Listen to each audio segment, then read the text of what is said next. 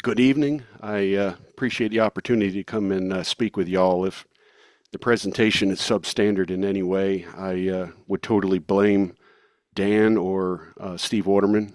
Uh, they are solely responsible. But yeah, we're going to talk a little while. This is probably not a super exciting presentation as far as new and exciting things, but we're going to talk about exercises and kind of what we did here in North Carolina over the last year. And it's kind of a new way of doing things, so hopefully you'll get something out of it. A little bit about myself. I am a retired firefighter paramedic, City Greenville, North Carolina. I was a lieutenant and managed a firehouse for many years, rode on a ladder truck, and had a great career. So I'm working on the second and third career now.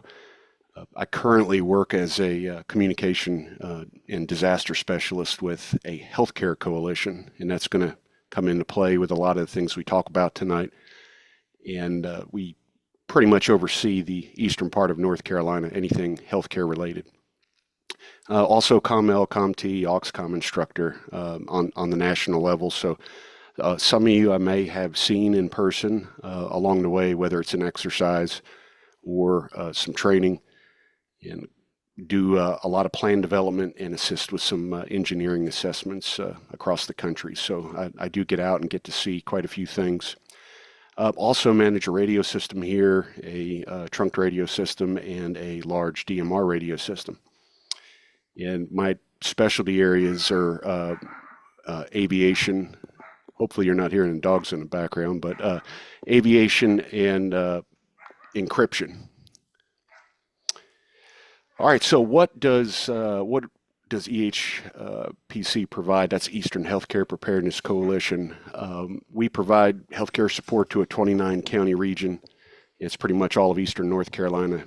What you see down in the bottom in yellow that's our geographic area. And pretty much anything hospitals, EMS, community health, long-term care, that's who we support. We do have a team that's an IMT and communication unit support group, which is made up of a lot of AuxComm personnel that we do assist with.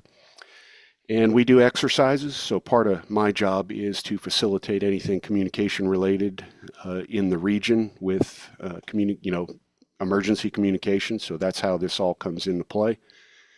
And we have a large response capability, and you can see some of those large Western shelter tents there and some of the hardware we have, about $8 million worth of assets sitting under a roof that is deployable both in North Carolina and EMAC out of state. So 50-bed mobile field hospital, we have ambulance strike teams, medical ambulance buses, decon, and of course logistics support. The most recent thing, last week, we went down to a regional hospital and had to provide a morgue, portable morgue, because their morgue went out of service. So we do lots of little missions like that, and they never, make the news. They're logistics support missions, but very important. So our take on communication exercises. This is pretty new. I participate with a lot of exercises across the country, and getting amateur radio and auxiliary communications in with public safety communication exercises is pretty challenging. It's done in a lot of areas, but the success is kind of debatable.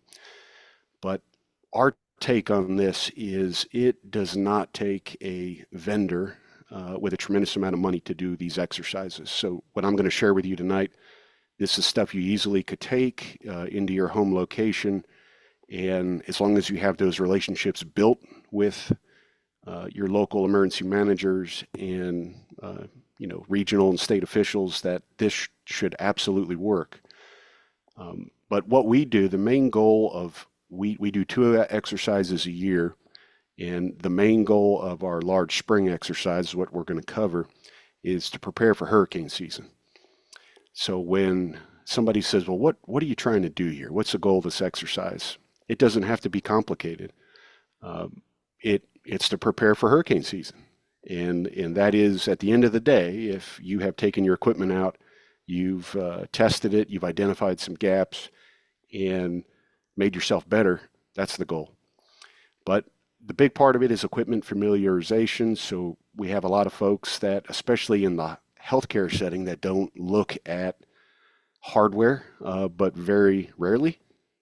Today was a good example with the cellular phone challenges across the country.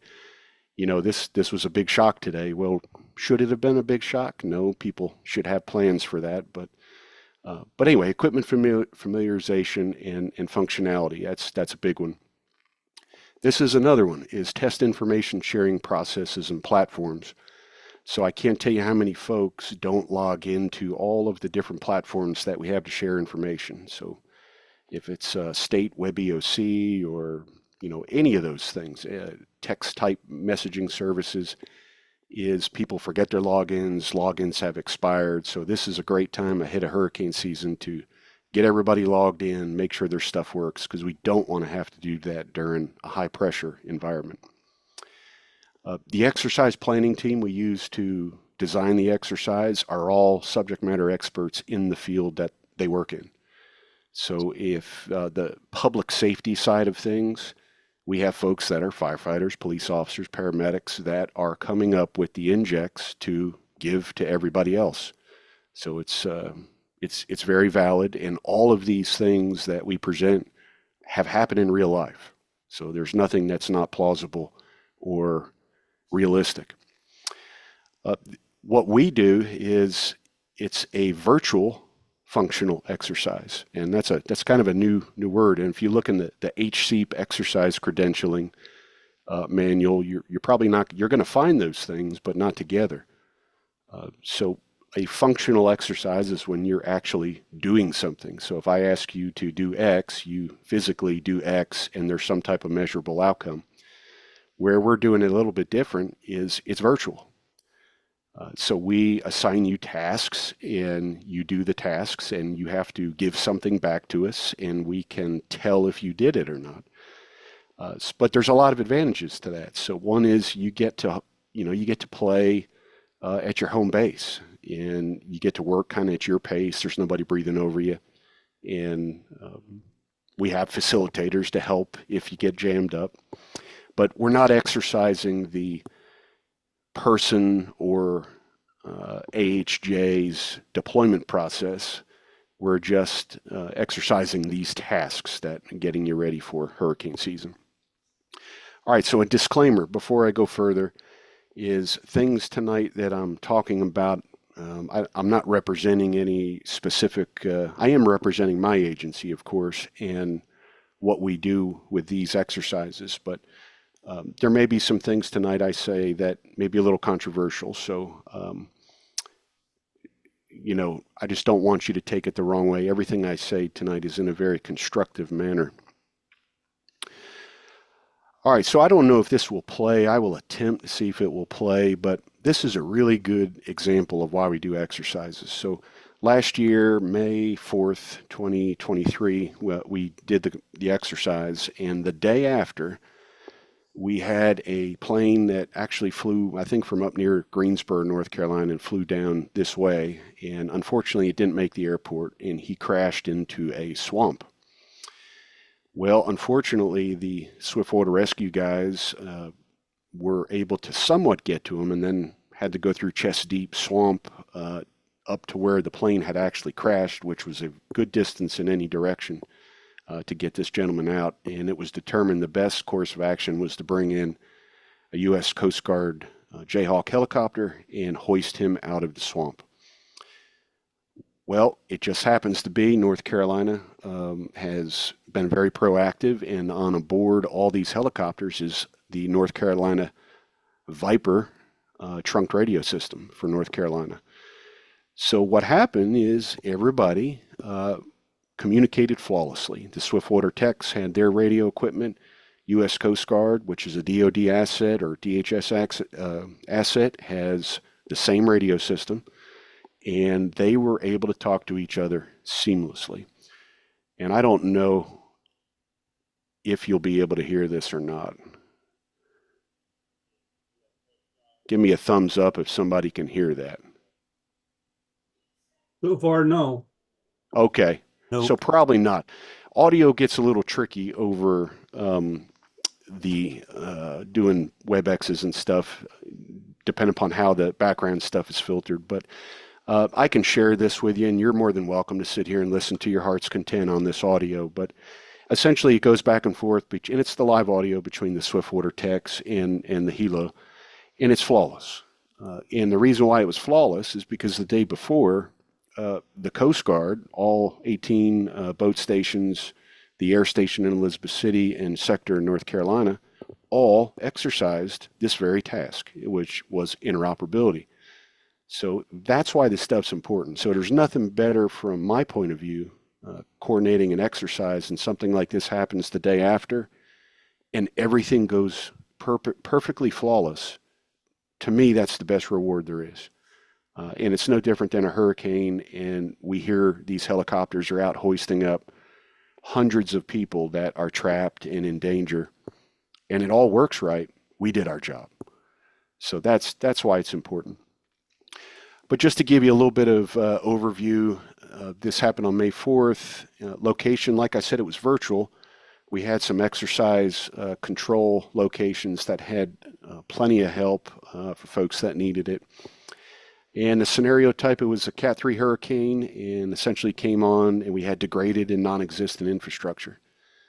And then we also tasked with task stations outside North Carolina with another storm that actually hit the southeast, and that's where the AuxComm and the amateur radio world came into play.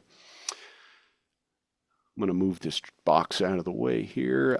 So the event, we had 103 participants from 47 agencies inside North Carolina. So that's not terrible. I actually misspoke earlier. We had 13 boat stations, and then of course the air station and the Coast Guard. So a total of 192 participants in North Carolina. Or outside North Carolina. So the grand total, 308 participants. So obviously, with what we're doing, public safety is the main focus of the exercise. I'm not going to lie to you, but our stance is auxiliary communications. Amateur radio is a very important part of emergency communications. So how do we leverage that and get folks playing? And that's what we're going to talk about, but it is important to us to incorporate it. So the tasks that we assign folks, but this is what a master scenario event list looks like. This is what we call a measle.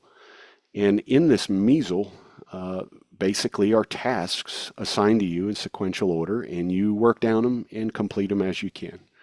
So that's what this looks like. And every task is measurable. So you have to do something. You have to send an email. You have to contact somebody over a satellite telephone or a radio. And then we keep all of that so we can tell that you've accomplished those tasks. Like I said, they're designed by SMEs, actually perform the skill in real life. So this is not anything fake, and everybody that is there to help knows exactly what the deal is. And we assign the task specific to the discipline. So in amateur radio, we had tasks that were designed for what we call single resources. So somebody that may be at home helping their local county AHJ, we had tasks specific for that purpose. And then we had another one where an auxiliary communicator, amateur radio operator, may be in a county or region or state EOC, and they're helping with a different type of tasks. So that's how we do that. So fire and EMS and law, they have their own tasks. Coast Guard had their own tasks.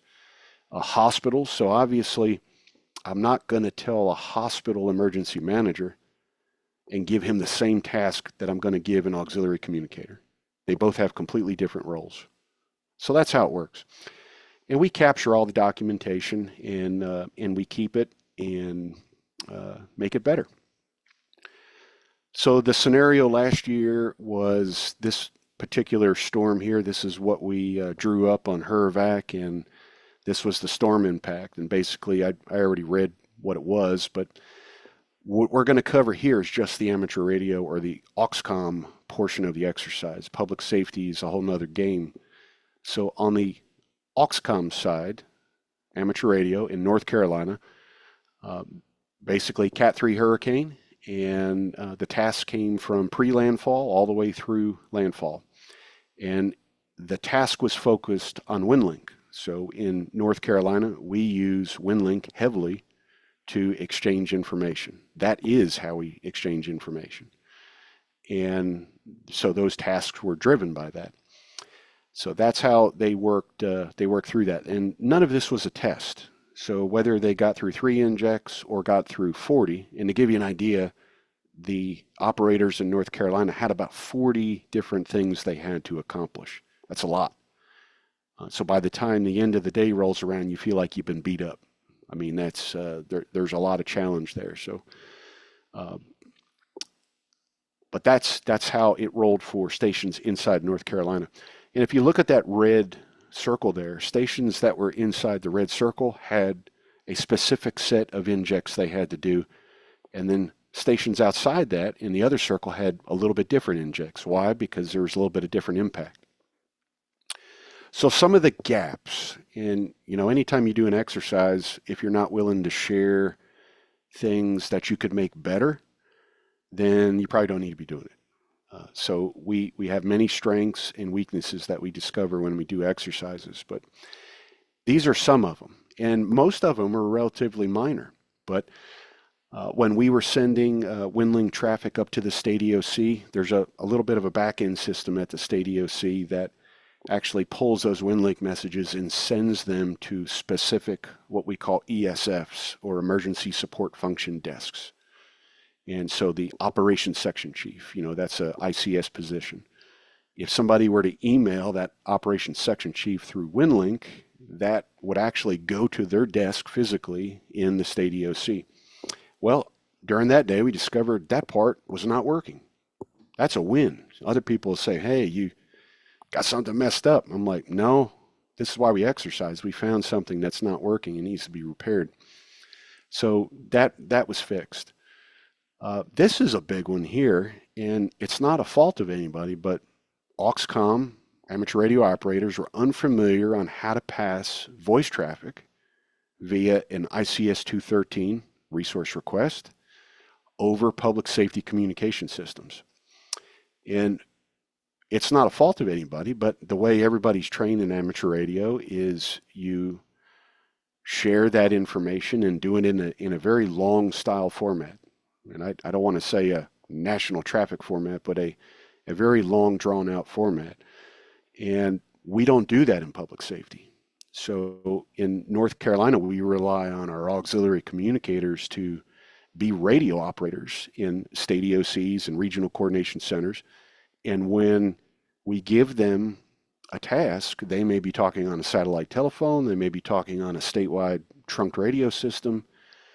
So nobody's really trained them to, in public safety, when we pass a message, it's very short. Hey, you, it's me. I need this. By this time, done. It's over. If you're talking more than 10 to 15 seconds on a trunked radio system, you're not doing something right. So we discovered that we had to add some training in to auxiliary operators to say, when you're over amateur radio modes and conditions are poor, there may be a need to do this long style message by voice format. But otherwise, 90% of the time, you don't have to do that. It's very short, plain English. So we provided some of the other future exercises. We did some training with AuxComm personnel on how to make that better. The next one, some operators were unsuccessful or unfamiliar with using public safety radios and using their call signs. That's probably something we didn't really hit on. And the other problem is it's ingrained. Every time we call somebody, we use call signs, or when we are ending in conversation, we put our call sign out there, right?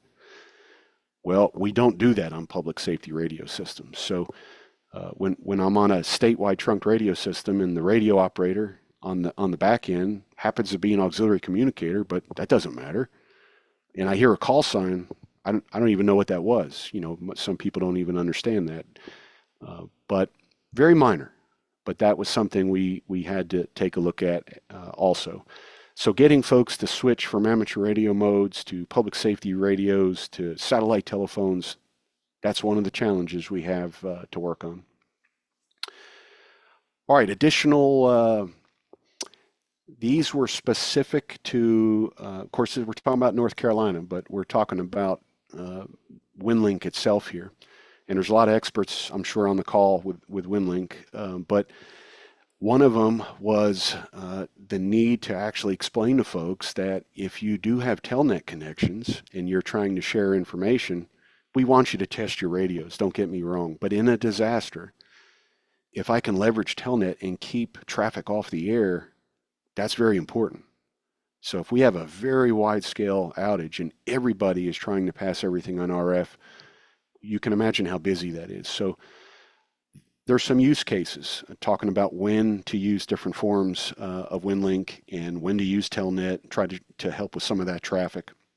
And the other one was there was some confusion that with WinLink, or if I have a disaster in my area, the overall goal is not to talk to another station that is 90 miles away in my disaster area, is to reach outside the disaster area and exchange that information with infrastructure that's working. And you know as well as I do, it's a lot easier sometimes to talk 300, 400, 500 miles than it is 80 or 90 miles. So a little bit of confusion there. Read receipts, that was another one. So I'm not sure why folks do, but read receipts, there was a lot of folks clicking on read receipts with WinLink, and that just compounded the problem of extra traffic that does not need to occur. And feel free, some of the experts on here, WinLink, feel free to put in the chat any other advice you have about that. But that was another one that was system specific. This one here is, it's a little bit broad, but a lack of a widely known regional and statewide formal AuxComm procedure, frequency matrix, and pace plan for both voice and data. In my eyes, this was a moderate issue, but the way to handle that or fix that is establish, if it's not already done, a clear strategic and tactical plan that includes a frequency matrix and pace components. So you must absolutely know the answer to this question. Is during a no notice impact of degraded or non-existent infrastructure, where do I meet somebody on the radio, whether it's digital or voice, to exchange information? You have to know that. And if you don't know that, you're not going to communicate. So that is the most important question. So when you have a disaster and I cannot get up with anybody, where do we go to communicate? And believe it or not, a lot of people don't know that answer. And that's a problem. So maybe it's a problem in your area. From our perspective, we have done some things to correct that. We're working on that. And we just did recently adopt a plan in North Carolina, and it formally acknowledges and outlays how auxiliary communications is used strategically in North Carolina. But this is an example of a PACE plan. This is not the answer. This is a solution. So, and I have some things that are kind of blocked out in here that are that need to be scrubbed. But if we look on the right-hand side where it says the PACE algorithm, we have voice, data, and we have intra-team information sharing. This is a little more specific to the public safety side, but we have a primary solution, an alternate, a contingency, and emergency for each one of those. Okay, so, and then what we see, this frequency matrix on the left, this is everything local to me in my area right here on the public safety, and there's some amateur radio in there. But these are mainly for my counterparts, but this gives you an example of some type of form that says if we have a really bad dark day, where and how do we communicate? So just there as an example. All right, so successes. Uh, we use, I said earlier, AuxComm personnel very, very heavily in North Carolina. So we use them at regional coordination centers, and we use them at the state EOC. And North Carolina is one of a few that heavily use auxiliary communicators to aid with all forms of communications, not just amateur radio, like I mentioned earlier. We had players represented from all over the state, all the way from the beach, all the way to the mountains, and they performed very well. The use of WinLink continues to be an extremely reliable method of email and message resiliency for us, for local, state, and national agencies. WinLink was heavily used in both our exercise and also the shares injects that were done. All right, so the scenario outside. So here is the folks that we tasked, and we could easily task folks outside North Carolina to do those 40 style injects, but the problem is people do things a little different. So it's hard to for us to gauge, what Georgia may be doing in some of their policies. So outside North Carolina, the tasks were very simple. And it basically was to send some infrastructure reports, some status reports, and we'll talk about that. So at that time, we had a field situation report that we asked folks to send. So same thing. You see the circle and the number 1. If you were in that area, we wanted you to fill out a form with a certain amount of infrastructure damage. And number 2. Same thing in number 3. So we're doing this for a few reasons. One of them is, can you follow directions? The next one is, we want to capture this data back so we can actually show some visual on what we actually captured back. So that's how we did it. And if you look on the right, you see the general field situation report, at least it was at that time. And this is just an example of all the things that somebody had to select was working or not working.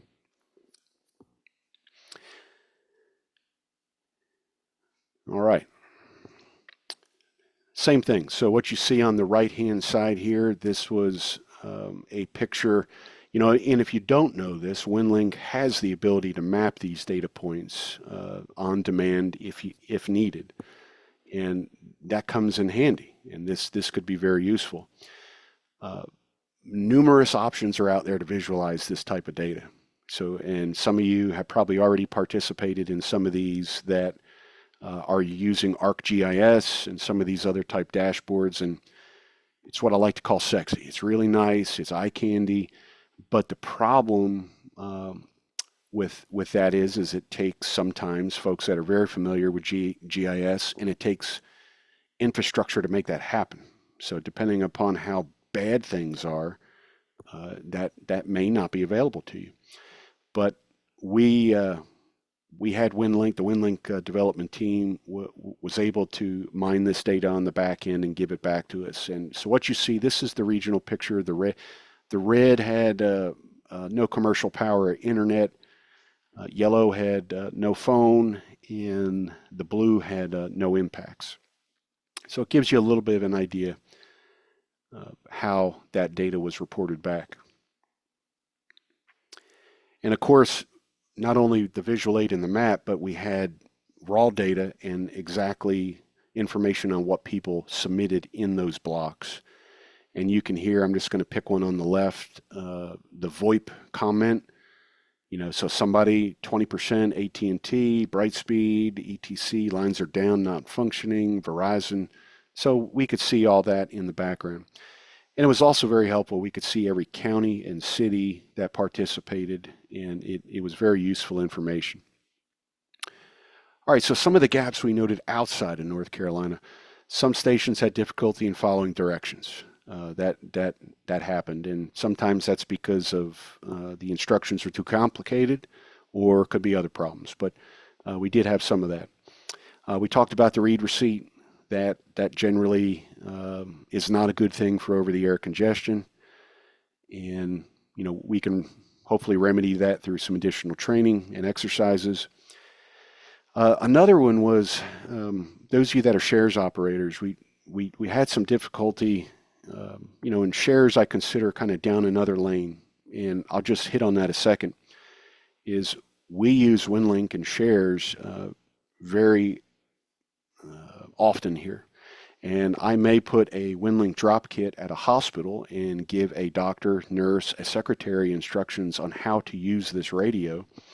And it doesn't require a licensed amateur radio operator to actually use it. The agency itself has the license. So we may have folks that are using WinLink and that are not radio operators. So a lot of those understand plain English if they have to use it by voice, and the other ones use data and type an email just like they normally would. But one of the issues we had is some of the stations that, and it included the exercise control station, was actually listed as inactive in the database that is maintained. And I think we've worked through that. There were some issues with that, and some political, some technical, but hopefully that has gotten better. Another one is the what I call non-compliant NIMS and ICS radio etiquette. So we're not, back in 1960 doing Mars phone patches. We are using modern day communications in modern day NIMS and ICS language. And so, like I said, when somebody gets up there with very formal military terminology, the doctor or nurse that's on the other end that really needs a lot of help may not understand what that is. So that needs to be revamped. Another one on the bottom, very, very important statement, is we still do not have a good pulse on who's actually affiliated with emergency management or their AHJ. And we're going to talk about that. That's really important, that if you're going to be in emergency communications, that there's a gatekeeper there that you have to be involved with in order to help and do good things like that. So we still don't really have a good idea. If I said we had 300 participants outside of North Carolina, I can't tell you how many of them actually are engaged with their local emergency management. So that's something we're going to work on for future exercises. All right, successes. Stations outside the region were able to come together regardless of the group or hat they wear and send the requested information on the correct form. That's a win. WinLink system performed flawlessly, moved all messages and exchanged all the traffic as designed. Without third-party dashboards, the WinLink team was able to come up with impact maps and data that was submitted during the exercise. That's a win. And we actually gave some tasks to some Florida stations that they were chomping at the bit, no doubt. And we actually had them contact U.S. Coast Guard sector in North Carolina and exchange some traffic. That's pretty cool. So we had amateur radio operators, AuxComm operators actually communicating with a federal agency in real time and exchanging information. Man, that's how it's done. All right, so cost versus benefit. This is a very cost-efficient type of exercise to run. So out-of-pocket expenses, with the exception of all the exercise control staff, so their time to drive to the location to help and their time hourly rate. What did it cost to run this exercise? It cost about 20 brats, 20 hot dog buns, some chips. I don't know. I'm just going to say less than $75. As opposed to this type of exercise run by a vendor in a very professional format may cost tens of thousands of dollars. So this is a really high impact, low cost. Hours, let's see, logistical support, very, very little logistical support. So if I have 300 people come together across an entire state or even region, what is the logistical support to make that happen? So, people going down the road, I need to have bathrooms for everybody, they need shelter, we need water, we need food. It gets very, very complicated. So very, very cost efficient to the participants. In some cases, it's safer. I'm not going to lie. So we have a lot of vehicles that go down the road, and on their way to an exercise, they'll blow a tire out, hopefully not have any type of severe damage or injury.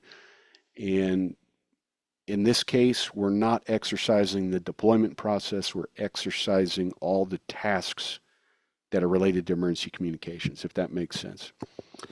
And for some people, this type of exercise is less stress because they don't have people over them, and they're working at their own personal pace. So that's a big benefit. All right, so at the end of all this, what we've learned, and not just through this exercise, but through many, is there's some advice that we have for the amateur radio community.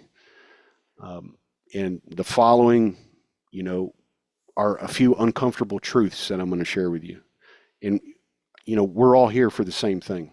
And you wouldn't be on the call here, you wouldn't be an amateur radio operator trying to help with emergency communications if you didn't care. So we're all going through this journey together. We all care.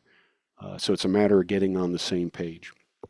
But these are things you need to be aware of from the emergency manager standpoint. And if I hurt feelings here, I do have a hurt feelings report. You can fill that out, but you shouldn't. Don't take it personal. All right, first one is AuxComm and ARES are not independent public safety response organizations. That's 100% true. The very first thing is they lack authority in really any jurisdiction. All the groups are there to support, keyword support, authority having jurisdictions with emergency communications. You folks have a very special set of skill sets that everybody else in the public safety world does not have. So you're very valuable. Emergency communication support in the EM world is a function, not an agency. And I'm going to show you what I mean by that. So remember, function, not an agency. If you've taken the AuxComm class, you understand these things, that there's no hats, there's no stickers, there's no clubs in the ICS and NIMS environment. So when I start showing you some org charts, you're not going to see any of those things. And I understand a lot of it is pride. So, I want all those things and show pride, but it doesn't exist in the ICS and NIMS world. There's so many different groups out there that support emergency communications. It would be impossible to list them all probably on this page. I could probably name 10 off the top of my head. But you know what? It doesn't matter what they are, what their name is. They all do the same function. They support emergency communications. So if your role out there, if your goal is not to support your authority having jurisdiction or EM resource in your area, if that's not your mindset, you're not needed. I don't know how else to say that. So, we are a support function. And when you roll up to your local emergency manager or, hospital, you never roll up and say, this is what I'm going to do. We always go and say, what can I do to help? And you know what? Today, it may be I need you to talk on this satellite radio to the other side of the state and exchange information till we get this fixed. Tomorrow, it may be I need you to scribe and write down, a variety of things. And maybe the next day, I need you to help make street signs. All the street signs are gone because they got blown over. You know what? We're there to help. And yes, I would love to help. So it's important to have that mindset. So under auxiliary communications, it's an umbrella. And, we say AuxComm, but auxiliary communications is exactly that. And it fits all the things above. So remember, you're a typed resource under the umbrella. And in ICS and NIMS, you're part of the Information Communication Technology branch, or ICT branch. And this is relatively new. So when you look at org charts, you may not see this quite yet, but this is out there and this is active. But we fell under the logistics section. Why? Because logistics support operations. So here, This falls under logistics. So now we have a branch director. But let's go over to the left-hand column. So we have a communication unit leader, and let's just go all the way down the bottom now where you see the red circle. Auxiliary communications. That is the position in ICS and NIMS, period. There's no ARIES, there's no REACT, it is auxiliary communications, and that is it only. There are no specific groups, logos, hats, anywhere in this chart. Why? Because like I said earlier, auxiliary communications is a function. Okay, it's not an agency. So I challenge you, if you can find an agency listed somewhere on this chart, I'd like for you to show me. But you can't. So now, this is an org chart. This is an org chart that I use when I teach classes because this is a very large org chart. To give you an idea, there is 981 positions on this org chart. This is one of the largest org charts you'll see. As a matter of fact, it doesn't give it justice because when you zoom into this thing, you have to zoom in tremendously far to even pick a name out.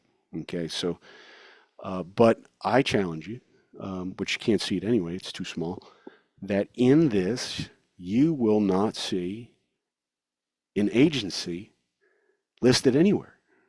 You will find a name and a function. Okay? Who is it and what are they doing? That's how ICS and NIMS works. No hats, no badges, no stickers. So this is a great example of what a real big incident looks like. And having a service mentality is imperative. All right, so the next question. And I ask this, folks, when I go and do talks at local clubs and different groups, I say, when I walk in, I say I'm the local fire chief. What is it that you guys and gals do here? That's my question. And I really expect you to provide an answer back to me very rapidly on what it is that you do. And a lot of times I go in when I say that, what is it that you do here? And everybody looks at each other and nobody really knows. So having an answer to that question is extremely important. And it's totally okay, no matter what you do. With amateur radio, there's so many things you can do. If you're a contesting group, if you do, something else, you do races and you do satellite communications. I mean, whatever you do, it's totally fine. But if you do display something like you see on the right-hand side here that says Amateur Radio Club, Emergency Communications Center. Okay, that's cool. For whom or what? What do you do? And if you display that on the side of your trailer, but you don't know who your local emergency manager is, and they don't know who you are, what exactly are you doing? Is that for like field day? Because it's obviously not for local emergency management. So, and I just caution you, if you have that type of mentality, just come up with what it is you actually do and be honest with yourselves. And if you don't communicate with your local AHJ or emergency management, EMA, you're never going to get called. So, and if you think the day of an incident that you actually pull up and just show up and say, I'm here to help, unfortunately, it doesn't work very good like that because those relationships aren't built. Nobody knows who you are. You have to be vetted. And freelancing doesn't occur. So, and we get that a lot on disasters. We'll get a IT support group, or we'll get some type of Southern Navy group. I'm leaving some words out there, but we'll get a group show up, and you weren't requested, you weren't called. We don't know who you are. No. So that's I just ask you that. All right, so the other one is, I'm getting about the end here, is emergency management uses ICS forms only. That's it, period. No translations. And we're finding that a lot of folks are not asking what the emergency management official needs. Like, what is it that you folks really need us to help you with? It's folks coming up with their own mission. And I can assure you what you see here, this radiogram, that will never ever be used in the state of North Carolina to pass mission critical traffic over any mode. Okay, and that may be hard for some to swallow, but those are the facts. It is not useful in the EM world because nobody knows what that is. It is not a form that is in ICS or NIMS.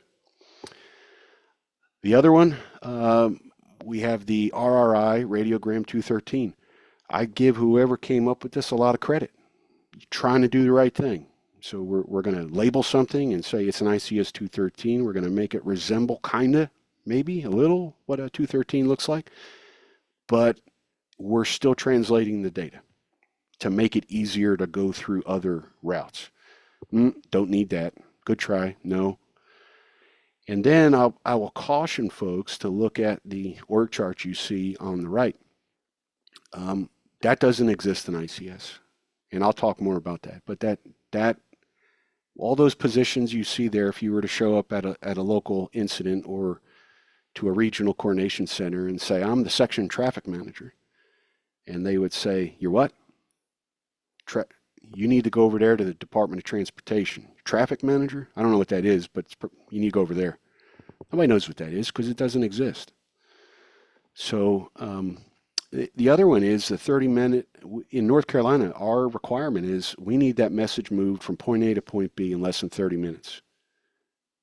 Okay, because we are emergency management, emergency services. We don't need to wait 48 to 72 hours to have a message relayed. So those things are cool, and it's cool to see how some of those messages travel from one point to another. But in the EM world, they're not needed. I mean, they're not useful for what we need. All right, so what my ask to you all is please do not be on a mission to nowhere. And I pulled this from a book online somewhere with amateur radio emergency communications, and it says organizational structure outside of ICS or above ICS. That's what it said. I crossed that out. I put outside. And the reason being is that doesn't exist. And yes, there are some times that an agency has to create some things internally to be able to function. But the problem with this is we have folks coming up with their own mission. Okay? So if we have auxiliary communicators that are showing up to help emergency management officials, they should show up with what can we do to help? What's needed? Okay? Not this stuff, because this stuff isn't their job. Period. Okay? So, in a world of pure imagination, you can come up with all this stuff, but in real life, doesn't exist. Okay? That, up at the top, that's what we call a perpetual self-licking ice cream cone. We don't need that. And the other one is if you try to ask your local authority having jurisdiction what this stuff is, they don't know. They've never seen this before. Why? Doesn't exist. All right, so where are we going is we have an exercise coming up on June 13th. And this time we're going to, and it's primarily focused on FEMA Region 4. Maybe a little bit of FEMA Region 3, and we are going to impact some healthcare. So yours truly, is healthcare oriented right now. So we're going to see how folks how well they're engaged with their hospital emergency manager, their local emergency manager, and the knowledge and background about how to send hospital medical type information that we can capture. Okay, and there is no standard on this currently. So from a federal Department of Health and Human Services, if we had a very large impact across the Southeast, we would be relying on each state's EOC probably to feed that information up to the federal level.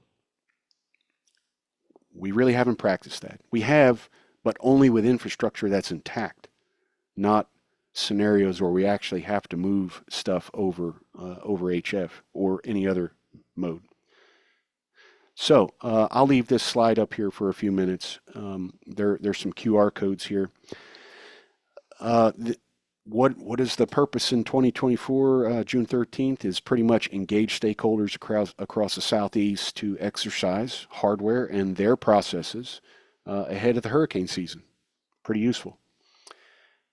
Demonstrate the ability to provide critical infrastructure reports and hospital bed availability across the Southeast region post a major hurricane impact. And the reason why we do that is patient evacuation and patient movement is a big task. So if we have to move everybody out of the state of Florida, where do they go? They're going to go to Georgia, Mississippi, I mean, and all the way up the coast. So that's some of the information we want to capture. And demonstrate the capability of WinLink to share mission-critical intelligence to local, state, and federal partners. And of course, the one I'm really looking after here is the gain and understanding of how many participants have working relationships with their local AHJs, emergency managers, and or hospital emergency managers. So those of you that don't know, your hospital also has an emergency manager if it's a decent sized hospital. And a lot of times they may have other jobs, but that is their function for the hospital. All right, so on the bottom left-hand side, you'll see a QR for the website. You're more than happy to scan that or look it up. We'll provide some links. And like I said, this is primarily focusing on FEMA Region 4, pretty much Georgia, South Carolina, North Carolina, Eastern Tennessee, Florida, West Virginia, but we welcome participation from anywhere, honestly. It's totally fine. And that is about it. If you do have interest in the public safety side of things, an HCEP exercise, which is a standard on how to run exercises, public safety agencies a lot of times want that credit that they've participated in a credentialed type exercise. So this is a compliant exercise. So if you do have an agency that you represent, feel free to reach out to us and we could try to make sure you're engaged. But for the folks outside of North Carolina, this is still going to be a very simple exercise. You may be given 1 or 2 tasks to complete, and that's it. If there's some groups out there that want more, we will be happy to feed you more. But like I said, things are a little bit different in North Carolina compared to some, Georgia. We do things a little bit different. But anyway, that is what I have for you. I appreciate the time that you listen, and I hope that you didn't take anything. What I shared tonight is very honest feedback that we had from this exercise and things to make all of us better. So I'll be happy to take any questions if there are any. I'm sorry, you want to take your desktop down, please? Yes, sir. And it looks like we got a couple of them. Go ahead, JM. So the question I have, I've got 2 questions. Matt, how are you tonight, by the way? That's not one of them. You guys are doing your communication support. Are you doing strictly for the healthcare people, or are you doing emergency management county to state as well? Good question, sir. And I'm doing well. I hope you are. I hope the gentleman behind you's okay. He looks like he's having a difficult time. Actually, he's the guy that fixed AT&T today. Really? Okay. No. Okay. Okay. That's yeah. Okay. Well, that's good. He's the guy that broke that. Okay. Right on. So to answer your question, no, we're doing all hazard approach. So we're exercise. So we actually, the Regional Coordination Center, the State EOC, we have everybody engaged. We just happen to be the ones hosting and organizing the exercise. But no, it's an all hazard approach, and that's why we're including the amateur radio. Okay, and the second thing is, can you talk a little bit about your Outlook integration issue, and did that have anything to do with RMS Relay, or how is that working for you? Great question. And I will be honest when I don't know all the facts about it. Tom Brown, we spoke about it the other night, and basically the state migrated from original Outlook over to Office 365. Okay. And that is what's basically, whether it was port forwarding or whatever the issue was, it was not traversing through the entire topology of the network. And but that, to my understanding, has since been resolved. But Tom Brown would be the specifics on that. Okay. Thank you, sir. A great presentation. Yes, sir. Thank you. Okay. Tom, you're on. Thank you, sir. I've got a more narrow question in the chat, which you can do or not do, but the general question is, if we are involved on behalf of our OEM and HS, because we always have to add that for some reason. But if we're involved with them and doing what they want us to do, shouldn't that be the end of the road rather than us confusing things by getting involved with a hospital's emergency manager or not? Oh, sure. Yeah, absolutely. So remember that anytime, well, the first thing is all disasters start and end locally. So your local emergency manager by far they are the point person through everybody else. But in the healthcare world, there's a lot of groups out there that support hospitals specifically. They may have a group that, reports to the hospital. They have amateur radio gear at the hospital. So there are some groups that focus just on supporting healthcare operations. But you're absolutely correct. The end of the road there, your point person locally is that local emergency manager. And if you're helping with backup communications in public safety agencies, that is who your point person is.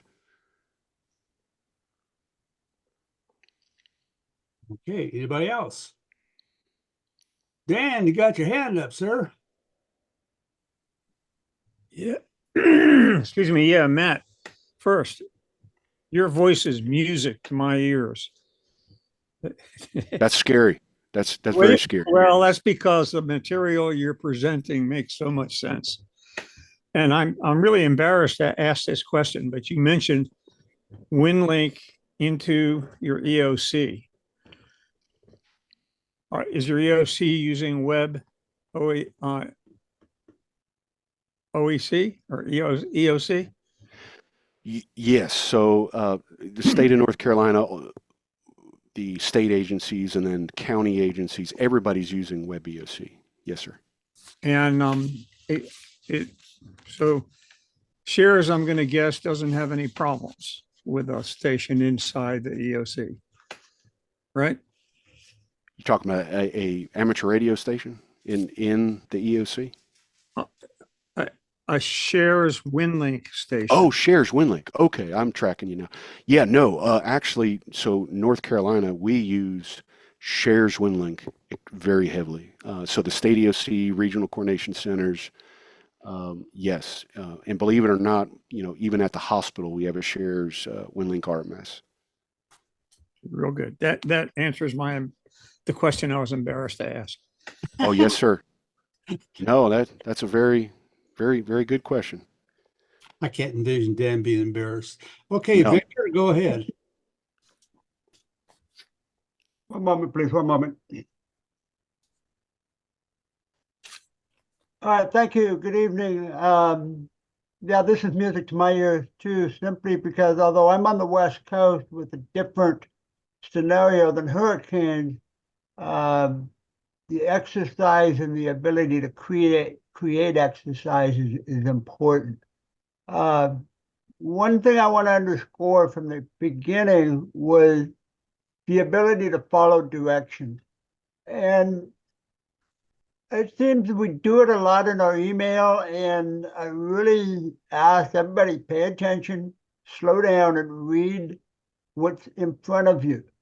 We recently had an email go out that said, create a new email with the title and follow these 3 directions in order to create a clean response. And so many people hit reply and just put in the answers to the 3 questions that were needed. made for a dirty copy, and it just prints differently. You don't need to see the same thing 3, 4, 5 pages, for 17 operators, whatever. The second thing, you talked about moving patients from one hospital to another. And moving patients is one thing, but moving administrators is another. And I'm recently familiar with an agency up here whose offices were flooded, whose clinic was flooded, and they had to move their clients to different centers for continuing activity. But there was no room at the other facilities to absorb additional personnel. Now, that just may be the nature of administration and bureaucracy, but to me, it just sounds like it was a failure in emergency planning of these private organizations. What do we do when the pipes fail? What do we do if we have to move people? And yet, there was everybody was working from home. All the administrators were working from home and not necessarily available to their clients. So it's that question of being prepared to move administrators as well as patients. Thank you and have a great week. Yeah, that's a pretty good question. It's actually very complicated response, but we probably could do a whole presentation on the patient movement and evacuation challenge, because there's not an easy and good solution. So when that does have to happen, though, it clearly is up to state ESF. Remember the emergency support function, which is healthcare ESF 8, and leveraging all those resources in the state and also outside the state to get that done. The thing that keeps us up at night is, at least in North Carolina on the eastern part of the state, is if we have a Cat 4 or 5 hurricane, one is evacuating people out ahead of time, and then how do we do that?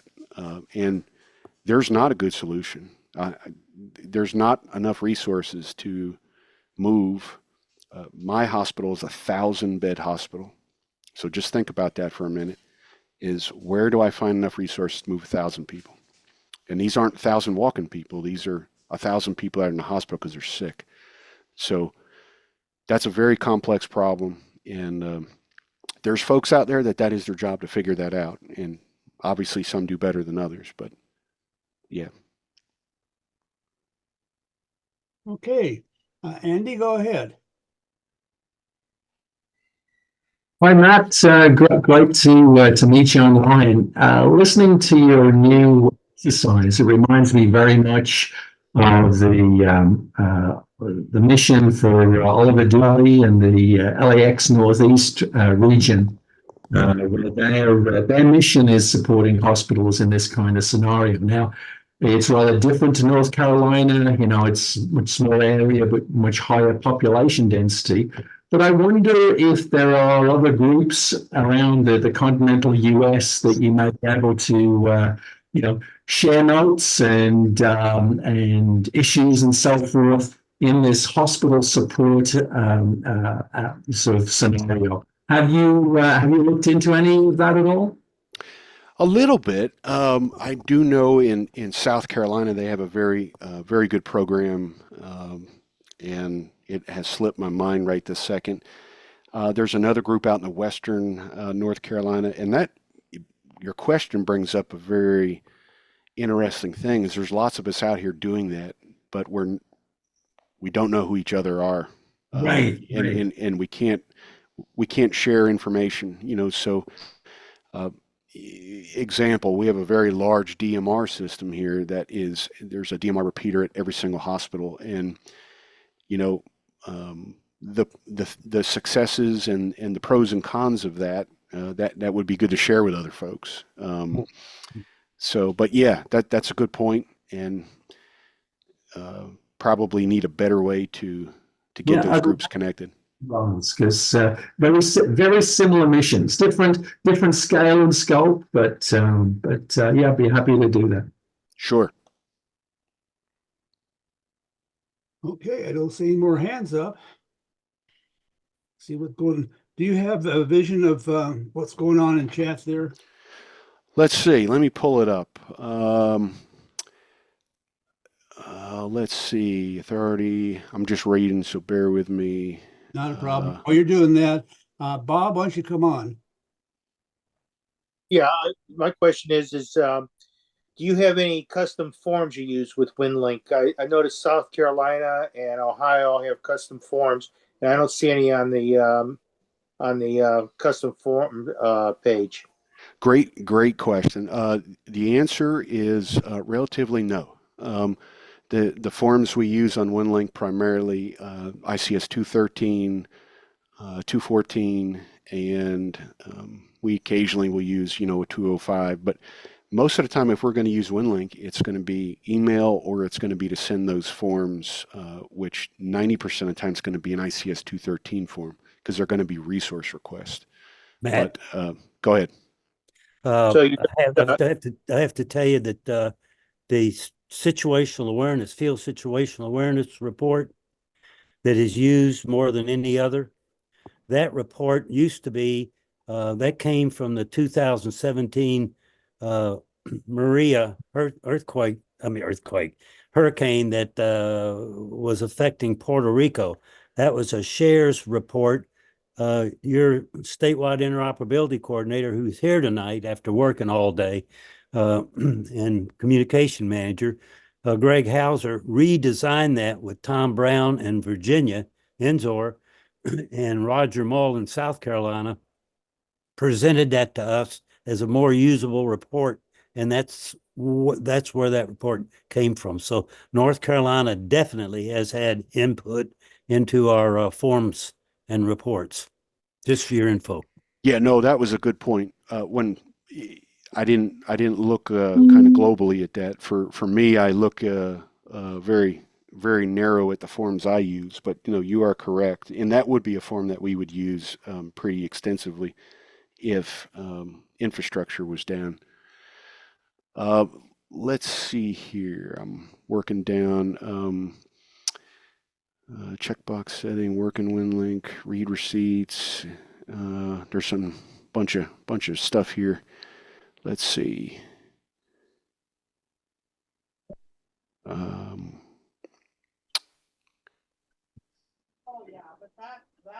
Bear with me. Yeah, and there's a comment on here about a contest guru and traffic handlers. If I have a group of people here, or if I know somebody that's pretty good at passing messages, I'm going to task them with that. But like I cautioned you, is knowing the right time to use some of that. Let's see. Looks like some people played in the exercise. That's good. Glad to hear it. Are you suggesting we should never have the phrase emergency communications on our trailers or jackets if we are working with our... No, I'm not saying that. I mean, having some type of identification, badging is obviously more important. But when you go into a room full of professional emergency management personnel, we don't need to look like a clown. Does that make sense? I don't know how else to put that. So you very, very professional. So when you show up to an EOC and you're going in to work communication auxiliary communication stuff, I expect you to show up with somewhat professional business casual type clothing. So it's totally okay. But I caution you, if you have all that stuff and you're not engaged, are you really doing that? So that's what to look after. All right, so that's a good one. Phil's rule on computers: if it hasn't been tested within the last 6 months, assume it doesn't work. That's a very good one. I need to actually write that down. All right, moving down. This is a good one here. MOU for unpaid employees. So the other things I did not cover is with AuxComm, and if you were to go and help your local county and you tripped and fell and broke your leg, have you had that discussion with your local authority having jurisdiction or emergency manager? So, and it's totally fine, but you want to make sure that you're protected and covered. And most of the time you are, depending upon what type of disaster it is and the rules. All right, let's see. Moving down almost to the bottom. Yes, Maryland has a statewide patient tracking system. We have a tracking system in North Carolina. Yes. And that is a major challenge. So yeah, if you guys train on it regularly, that's fantastic. All right. Yes, that's a good one. If you draw attention to yourself and a group of people, be prepared to provide results.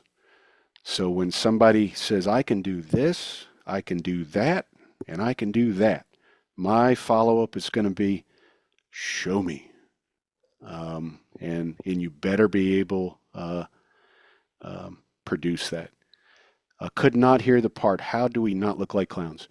Well, I mean, I probably, said that probably as politically incorrect as I could, but yes, look the part. So if you were asking somebody professional to come in and provide a service, that's what you need to look like. And that's what you need to, that's how your behavior, demeanor needs to be. So, all right. I hope that was useful to y'all. I think I got all the questions, Dan. I think you did too. Did a great job. Great presentation. Appreciate you coming on here. And you were blaming me earlier. It's all Steve's fault. Yes, I would blame Steve. Steve is solely the culprit, no doubt. Yeah. He's We are very fortunate to have you here, and we are grateful for your presentation and telling it like it is. It's better to find out here than on the way out the door. Yeah, and that's why I say we're all here for the same purpose. So just making sure we have a clear understanding of each other's roles is vital, and I think it's kind of a challenge these days to get folks to actually do that. So. okay. Oh, Tom's got his hand up. Got to rely on him. Come on, Tom. Just one thing. Years ago, decades ago, I had to go to an emergency manager I was working for.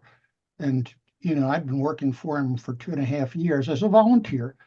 And I said, are you unaware that you can fire any of the people on my team? Because one of them was obviously making his teeth gnash. And the guy was getting really worn out. I said, you tell me which one needs to go, and he's gone. Because I was the lead volunteer in that team. And then he named a guy and said, I said, no more. You don't have to justify it to me. He's out of here. He'll be gone by the time we finish talking. And I want to say, your team has to be willing to step up and tell someone where the door is, if they're not delivering, not just for your team, but for the people you're trying to serve. Yeah. If they've got some other agenda, you've got to be willing to fire them. And what I wanted to tell him is, you tell me, because that's the position they put me in, and he's gone. I was an electrical foreman. I knew how to do that. I didn't need a Union Hall pink slip to do it. I just took the guy aside and said, you're not working out for these people. And we'll talk this over later, but right now I need you to go up to shelter number this and help out Dan, and got him out of there.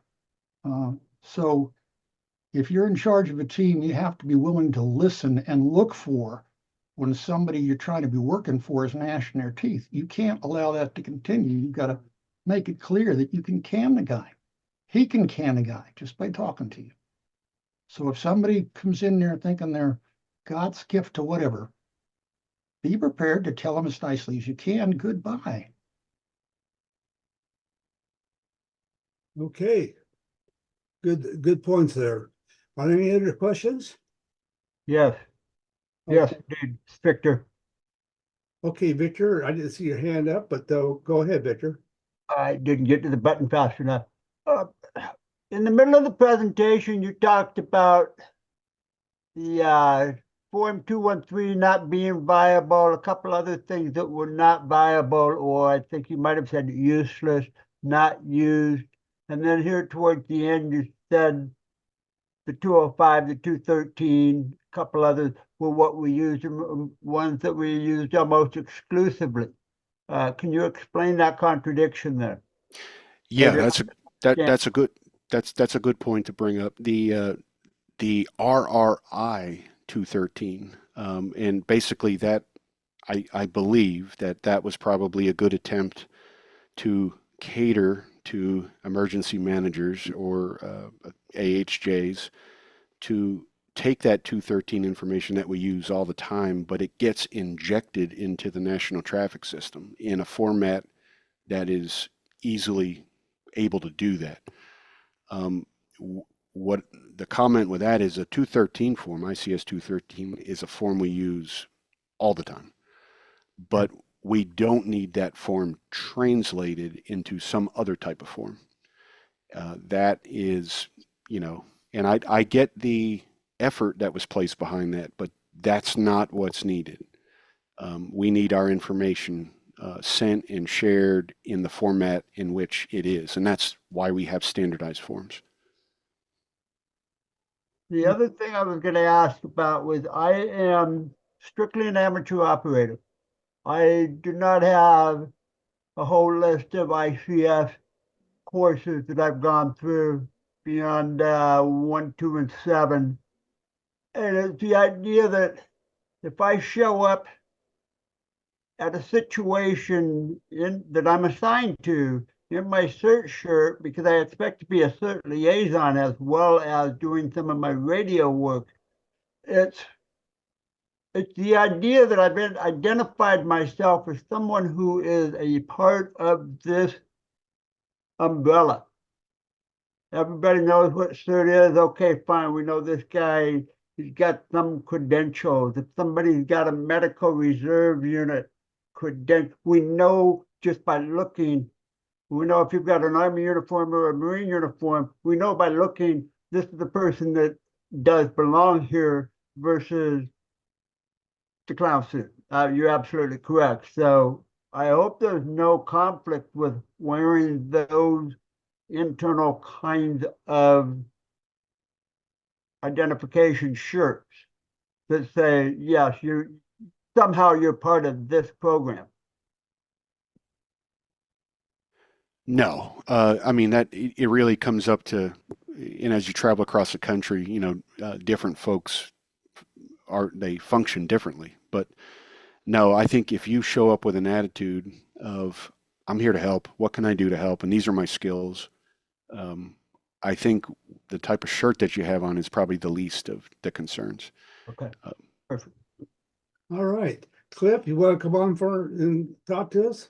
You live in a great state, incidentally, Cliff. Hopefully you can hear me okay. Hear you fine. All right. Number one, thank you for your service. I serve on the law side, and it is a challenge when a disaster occurs. My question is for everybody that's still on Zoom right now, and a request.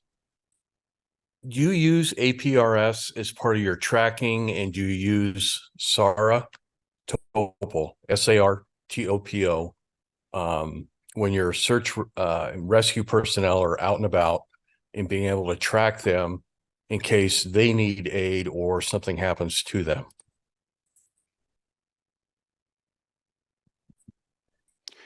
Yeah, Cliff, I'll good evening. I'll be happy to answer, at least from our perspective. I'm not sure about anybody else. Yes, we use SARTOPO in North Carolina. That is a very popular platform, but we have experimented with some of that. They've also experimented with some LoRa transmitters, but APRS traditionally, right now, if we were to send a SAR team out, land search SAR team, right now, overall, I would say no, unless that specific team, probably has embedded folks with them. But we have other tools that the state is providing them to kind of keep track of them as well. So satellite telephones and other type things. So, but that's from our perspective.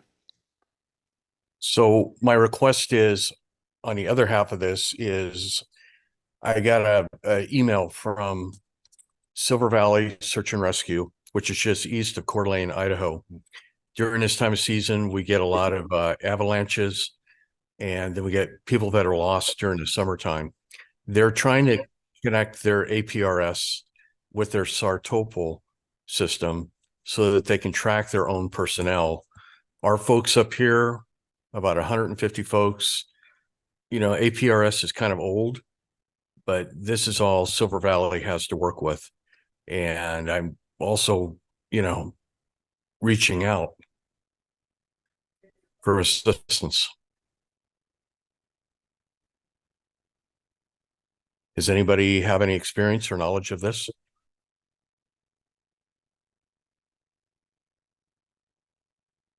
I don't hear anybody. Speak up now if you would, if you can throw something added to this conversation. If you do, my email address is k7cvp.id for Idaho at gmail.com.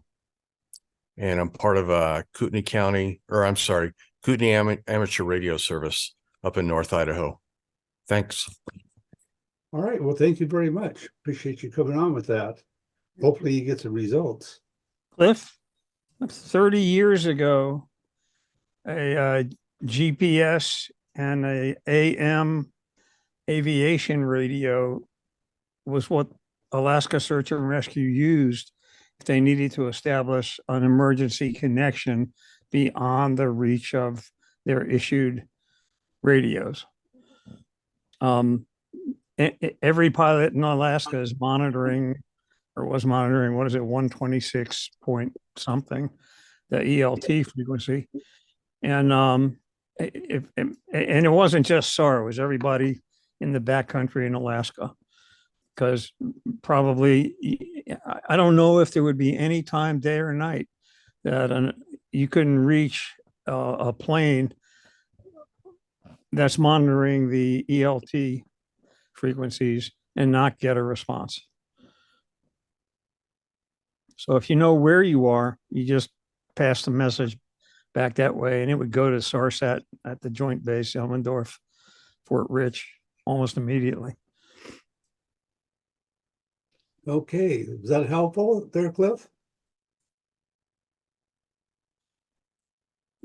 Low tech, but reliable.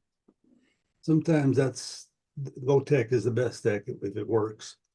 We use them with every single exercise we do so that people can evaluate its use. We haven't integrated it into actual operations.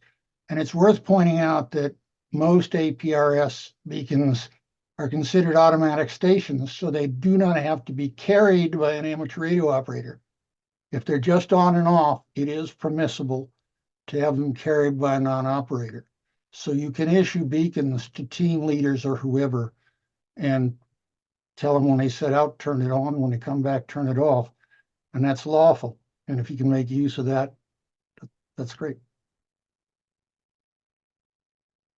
All right. Any more comments? Matt, how we doing in the chat? I think we're pretty good, Dan. All righty. Well, appreciate you coming on board. Appreciate the efforts of Steve Waterman. Gotta watch that guy. He could be a real son of a gun, you know. Absolutely. Well, thanks for having me, and hope everybody has a good evening. Oh, we really appreciate you coming on board. You're welcome back anytime. Hope to see you more often. I think it's been almost a year. So Well, we really appreciate everybody who stuck this out on the East Coast at 10:26. Thank you. All right. Well, unless we got something more, I'm going to pull the plug. This is Thursday, so hopefully I'll see you guys next week. You have a great weekend. Don't do anything I wouldn't do, and if you do, don't get caught. With that in mind, 73s, folks. 73. Matt, would you send me your presentation when you're done here?